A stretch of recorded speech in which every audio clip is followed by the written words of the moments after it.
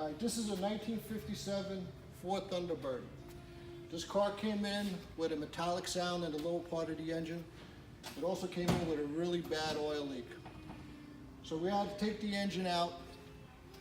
After rebuilding the engine, we did work to the crank, the connecting rods. We had to do a long block on it. Put new cam bearings in it. Basically redid the entire engine. It's finally done. It's been detailed and completely done. Dominic, start the engine, please. This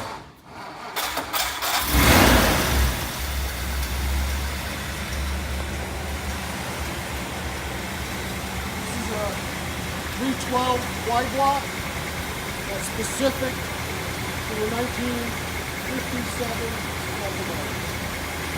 Take a closer look.